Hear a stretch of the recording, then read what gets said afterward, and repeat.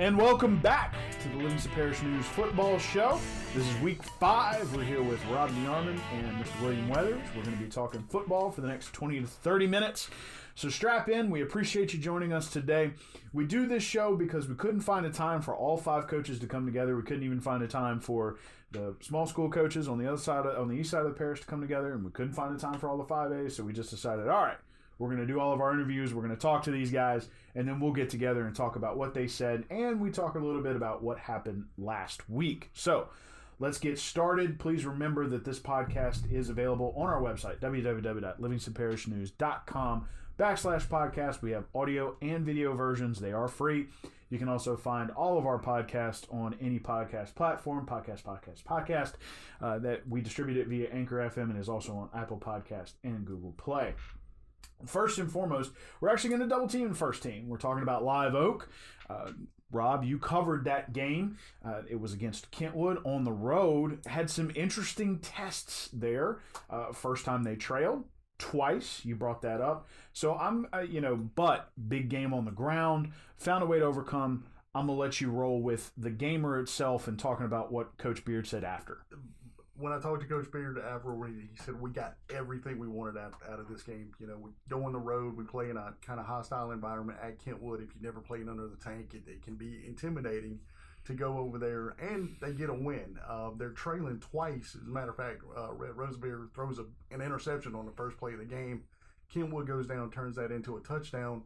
But I guess the equalizer in this game was Key Hawkins. He rushes for 240 yards and 4 touchdowns. And I told William, I was telling him, I said, when you see him move, it's just like it starts as a mass, and then it just keeps moving and keeps moving. They can't bring him down, and then at the end of the deal, it's like a tail, because there's so many people trailing the play. He's just so powerful, and it was just. You see a chunk of yardage, and it was just they just were able to eat up the clock, and it just kept going like that. Eventually, they take the lead, and Kentwood didn't really run the ball.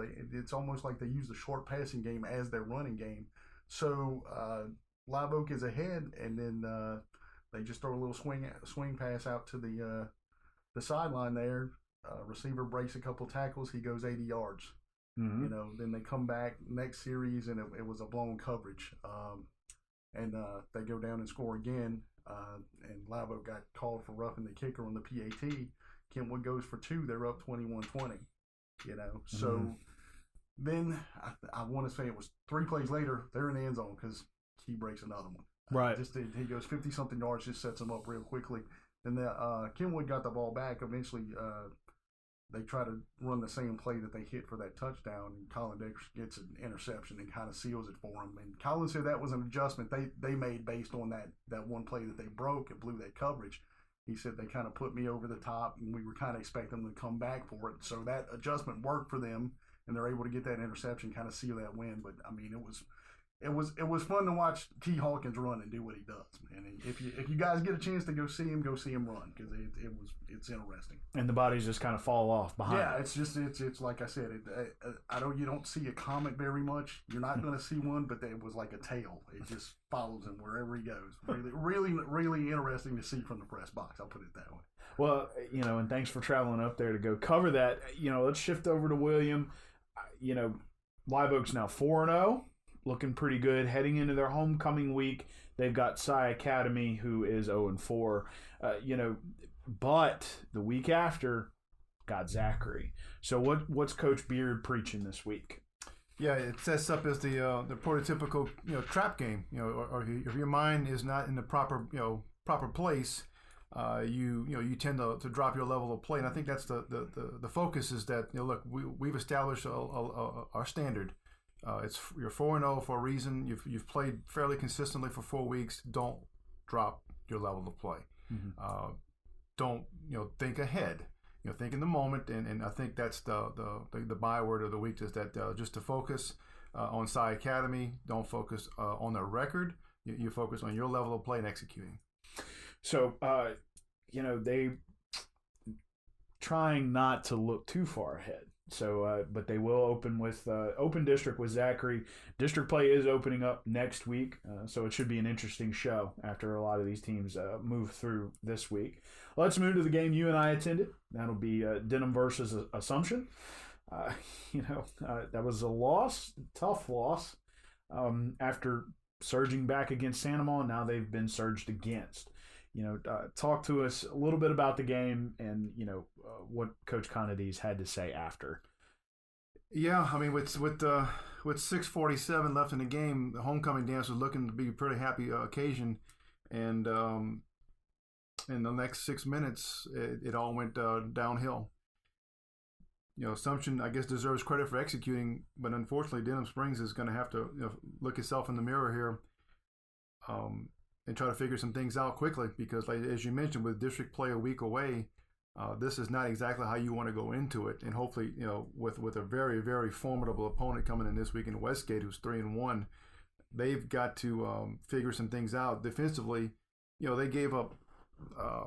The average margin of the touchdown was 67 yards. That means they got big played to death. Mm-hmm. There weren't any serious drives, but as you saw, Assumption had a terrific running back, and then they got beat by a backup quarterback who had not completed a pass the entire season and threw for over 220 yards in the fourth quarter.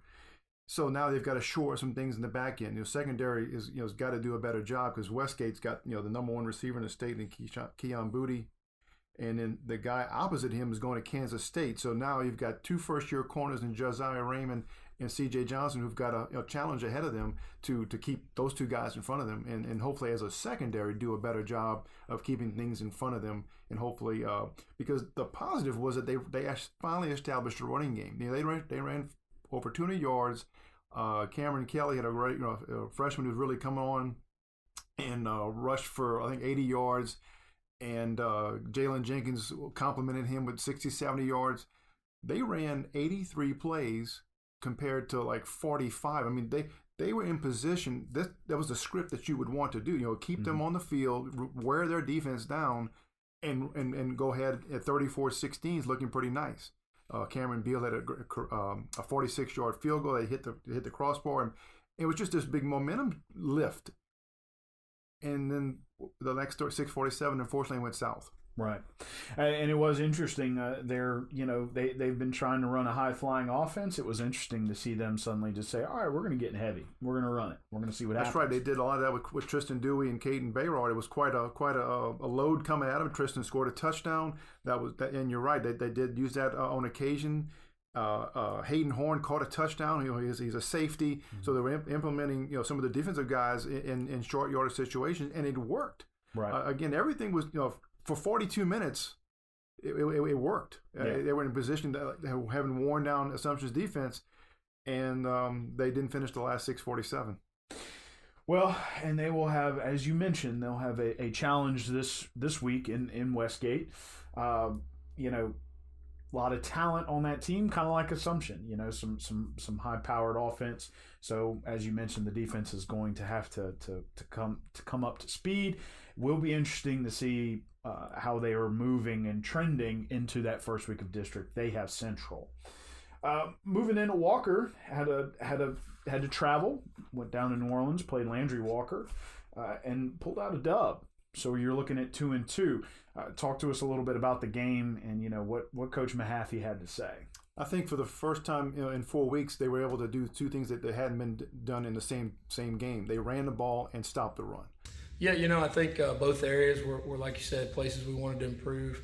I thought Dimitri had a great night. He really was a workhorse for us. And, we want to get Keandre, a little bit healthy. I think he's still battling through a little bit, and we can get those two together healthy. They're a really dynamic punch. But, defensively, it was big for us. Last two games we hadn't played as well against the run, but thought we tackled much better this night, and hopefully something we'll continue to build on as a defense. They rushed for over 200 yards rushing. Dimitri Wright gave them a huge lift. 29 carries, 189 yards, both career highs, 2 touchdowns. It took some of the pressure off of the passing game. They didn't have to throw that game. They were able to run the ball, control the clock.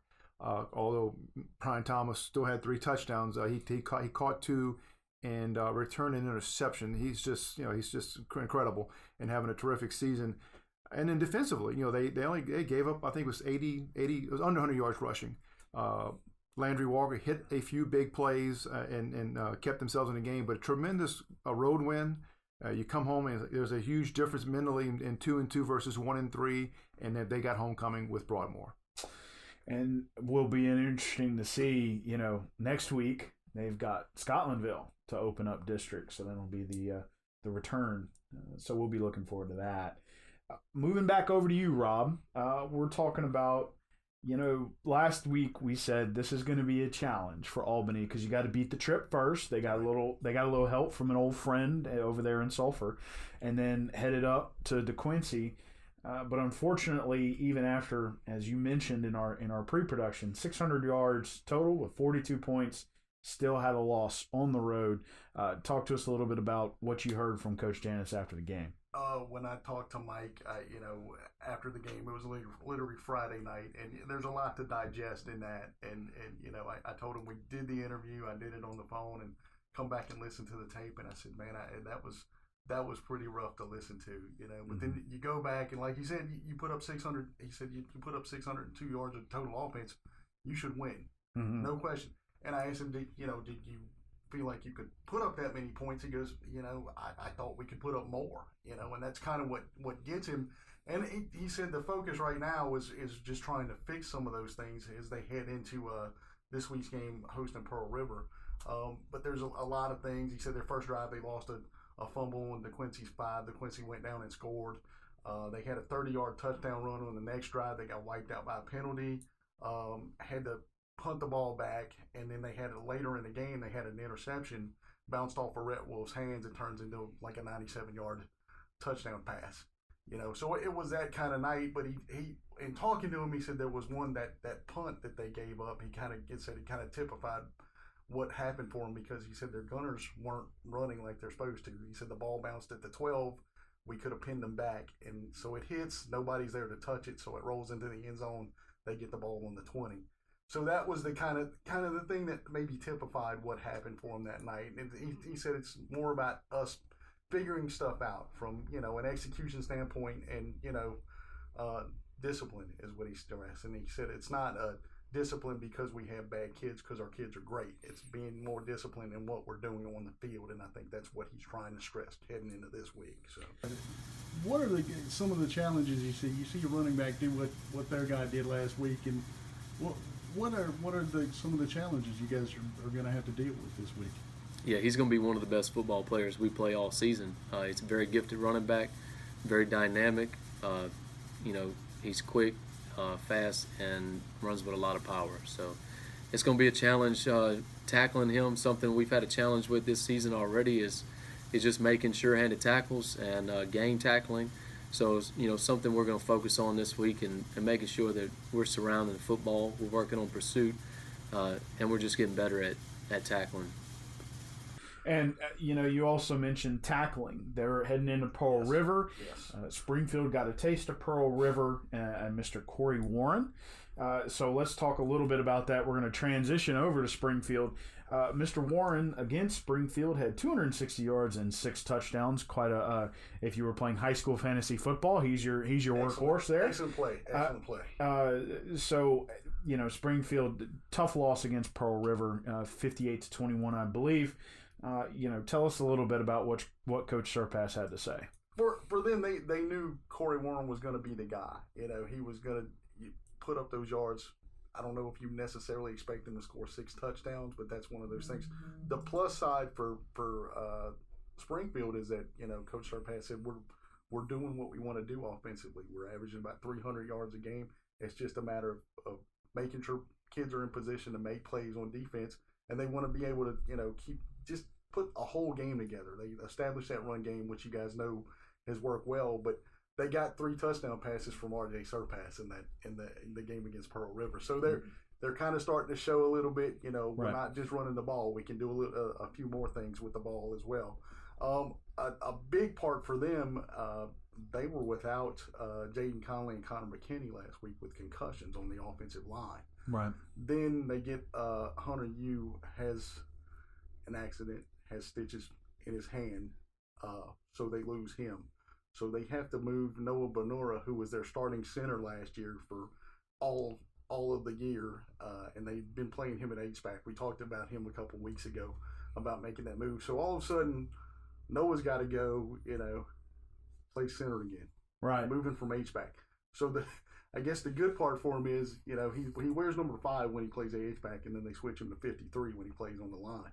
And so I talked to him yesterday, and I said, "How'd that go?" He said, "Well, just be glad we were here at home because we were able to run back into the locker room, get that new jersey, and get back out. It was a quick turnaround, but he's able to do it. Not saying he's going to be the key because they really don't know what's going to happen with Jaden Connor, but just watch out for that because that could factor in some kind of way on Friday night." So it's 2A football. Yes, they will be playing North Central, who is 0-4. So as you mentioned, they'll be looking to continue improving on the things that they're doing, and will soon, much like everybody else, start getting involved in district play. Well, thank you both, gentlemen. We appreciate you joining us here on this Wednesday. Those of you watching will probably be watching on Thursday, maybe Friday, to get yourself a little pre-gamer. Again, this is the Livingston Parish News Football Show. We do it weekly. Couldn't get all 5 guys together and couldn't get all, either group together at the same time. So we do our interviews, come together and talk about it, and splice in some interviews and audio inside our production. And thanks to Mr. Drew Walker for that. You can find these shows at www.livingstonparishnews.com/podcast or on any podcast platform. Please remember that the news is on Facebook, Twitter, LinkedIn, Instagram, and YouTube. We're also once a week in print on Thursdays. It's $5 a month if you want full access to our website. My name is McHugh David, publisher and editor of the news. Appreciate you joining us for this edition. We'll be back at you next week.